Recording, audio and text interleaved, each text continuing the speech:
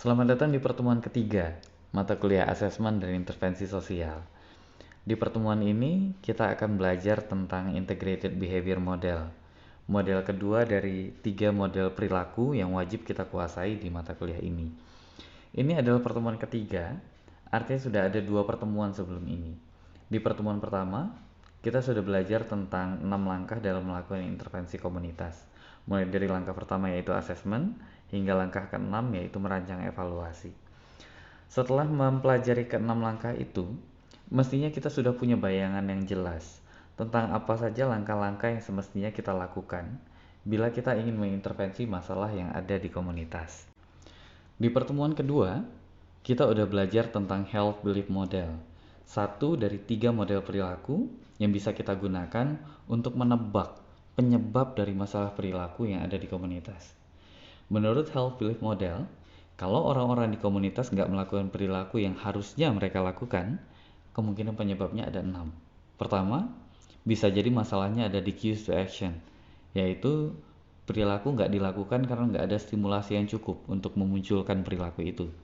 Atau kedua, bisa jadi masalahnya ada di perceived susceptibility, yaitu perilaku nggak dilakukan karena melihat bahwa sepertinya nggak akan ada masalah kalau nggak melakukan. Jadi nggak merasa ada yang perlu dikhawatirkan. Atau ketiga, bisa jadi masalahnya ada di perceived severity, yaitu perilaku nggak dilakukan karena melihat bahwa sepertinya kalaupun akan ada masalah kalau nggak dilakukan, masalahnya juga bukan masalah yang serius buat dia. Jadi nggak ngerasa ada yang perlu dikhawatirkan juga. Atau yang keempat, bisa jadi masalahnya ada di perceived benefit, yaitu perilaku nggak dilakukan karena melihat nggak banyak untungnya melakukan perilaku itu. Atau kelima, bisa jadi masalahnya ada di perceived barriers, yaitu perilaku nggak dilakukan karena melihat banyak ruginya melakukan perilaku itu, atau banyak hambatannya untuk melakukan perilaku itu. Keenam, bisa jadi masalahnya ada di self-efficacy, atau perilaku nggak dilakukan karena melihat dirinya nggak mampu melakukannya. Nah, dari health belief model ini, bila ada perilaku di komunitas yang bermasalah, ada 6 kemungkinan yang bisa kita duga sebagai penyebabnya, yang kemudian bisa kita telusuri. Itu health belief model di pertemuan kedua kemarin. Nah, di pertemuan ketiga ini, kita akan belajar tentang integrated behavior model. Model kedua dari 3 model perilaku yang bisa kita gunakan untuk menebak penyebab dari masalah perilaku yang ada di komunitas. Sebelumnya masih ingat nggak? Gimana ceritanya model perilaku sebelumnya, health belief model, itu bisa muncul? Ya, karena tetap nggak banyak yang ikut screening TBC. Padahal alat screeningnya udah didatengin ke tempat masing-masing pakai mobil. Nah, kalau integrated model, maksud saya kalau integrated behavior model, itu berawal dari penelitian tentang sikap. Psikologi itu kan ilmu yang mencoba untuk memprediksi dan menjelaskan perilaku. Dulu, salah satu hal yang dipandang penting untuk bisa memprediksi perilaku adalah sikap.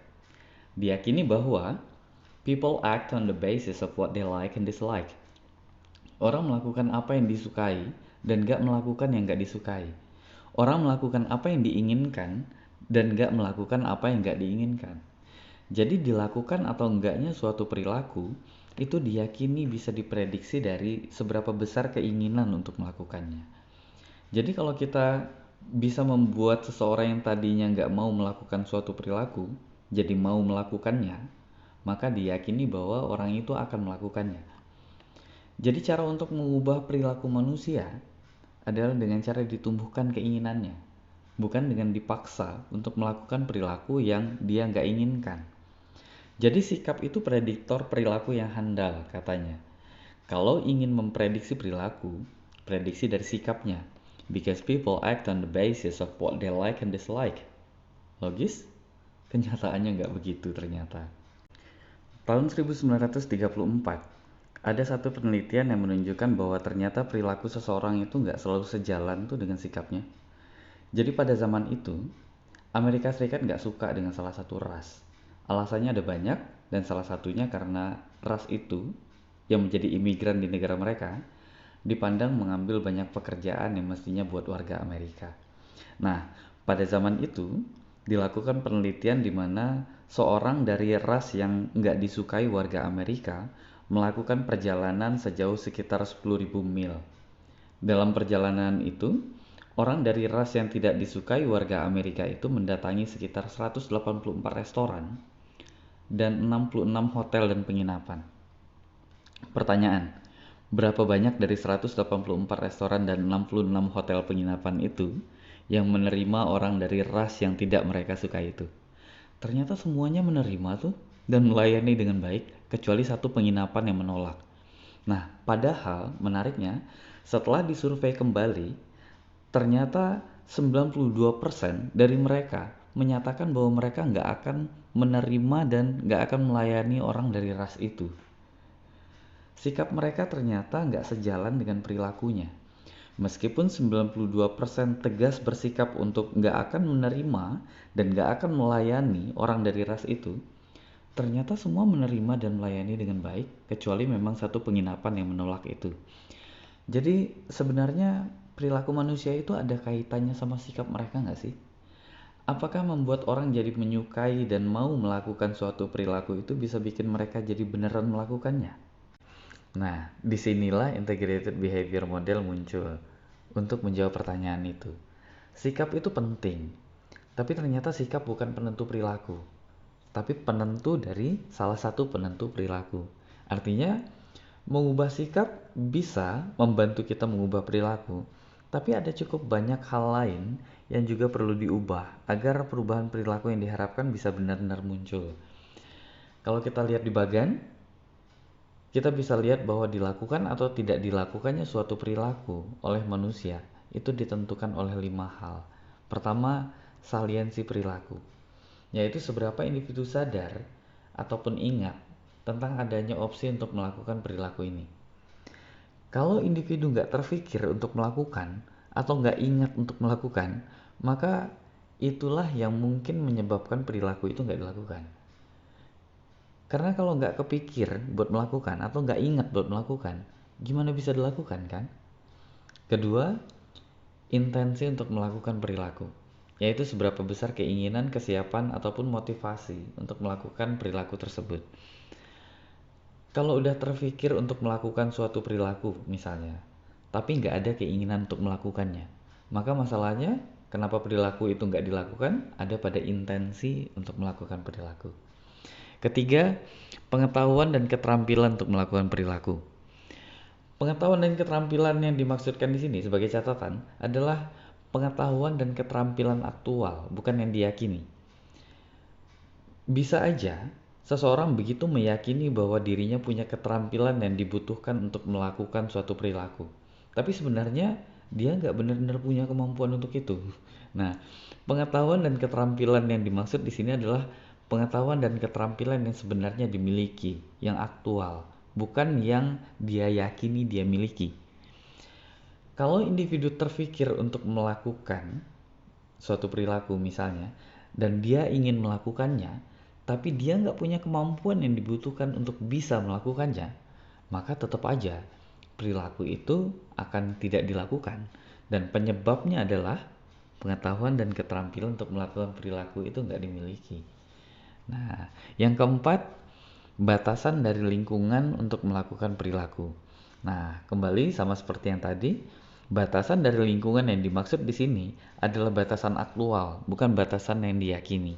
Jadi bisa aja seseorang begitu meyakini bahwa ada batasan dari lingkungan yang membuat dia nggak bisa melakukan perilaku. Tapi sebenarnya nggak ada. Nah, batasan dari lingkungan yang kita maksudkan di sini adalah batasan dari lingkungan yang memang sebenarnya ada dan memang benar membatasi dia untuk melakukan perilaku itu, bukan yang sekedar dia yakini. Kalau individu terpikir untuk melakukan, misalnya, dan dia ingin melakukan, dan dia juga punya kemampuan dan pengetahuan yang dibutuhkan untuk melakukan, tetap aja perilaku itu nggak akan bisa dia lakukan kalau lingkungan tidak memungkinkan dirinya untuk melakukan perilaku itu, atau misalnya dia dibatasi oleh lingkungan. Nah, jadi itu yang keempat. Yang kelima, kebiasaan.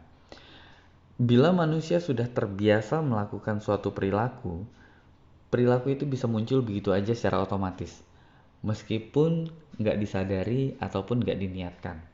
Dengan demikian, Bila masalah perilaku tetap muncul meskipun nggak diniatkan, nggak diinginkan, dan walaupun sudah dihambat oleh lingkungan, maka mungkin masalahnya ada pada kebiasaan. Bahwa perilaku itu telah menjadi bagian dari kebiasaan individu yang nggak semudah itu untuk diubah. Nah, jadi itu integrated behavior model. Ada 5 penentu perilakunya.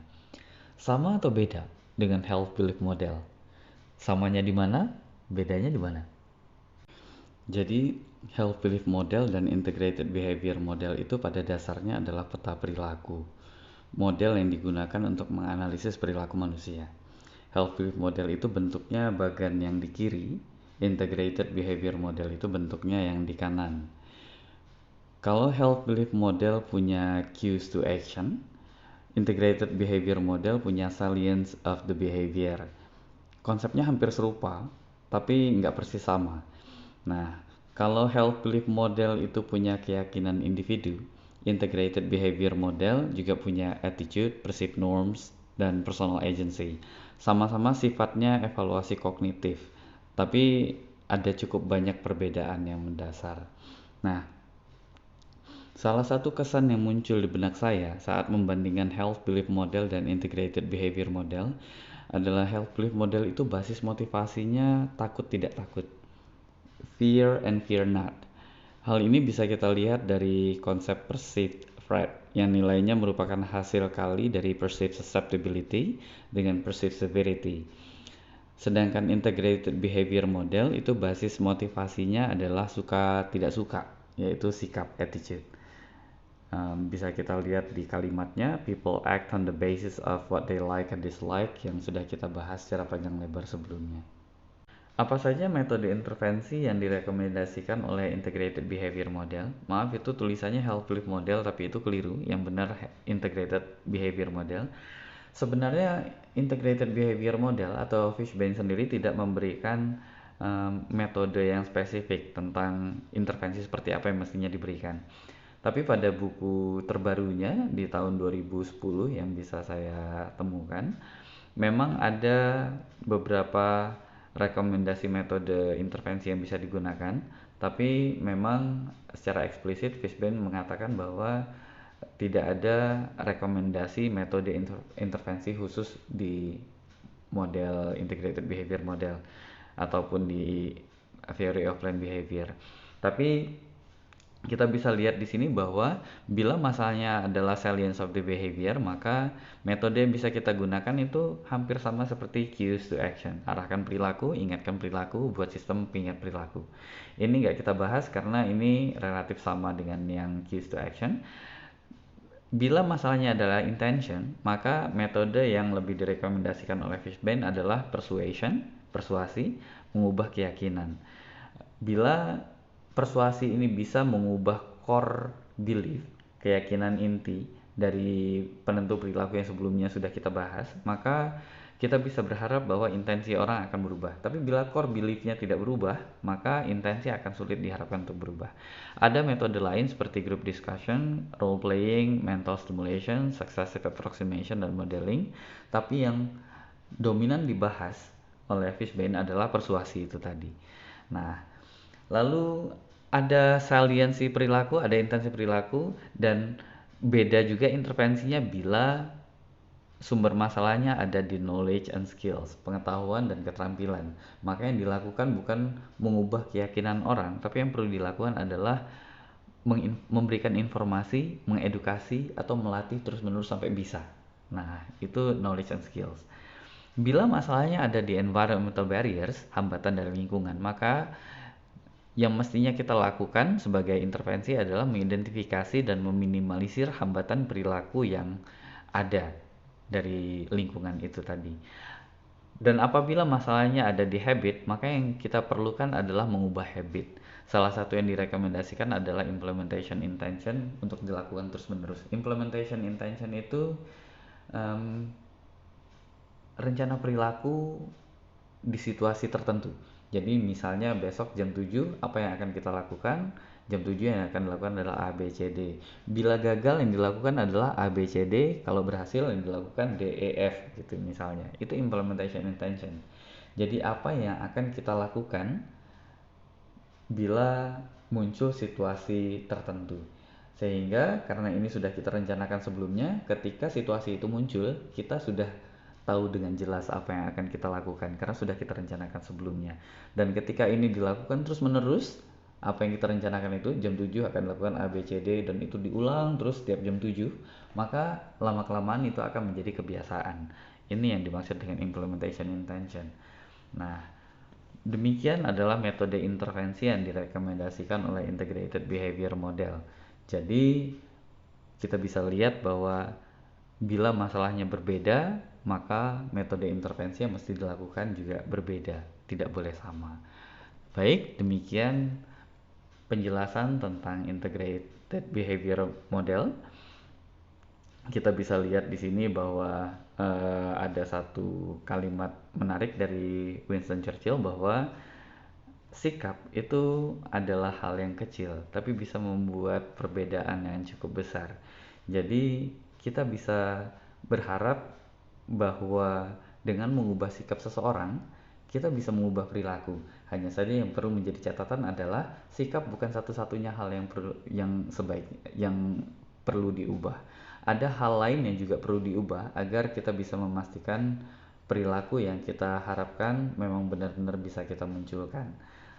Integrated Behavior Model adalah model yang bisa memberikan gambaran secara lengkap kepada kita apa saja hal-hal di luar sikap yang perlu diubah agar perilaku yang kita harapkan bisa benar-benar kita munculkan di komunitas yang ingin kita intervensi.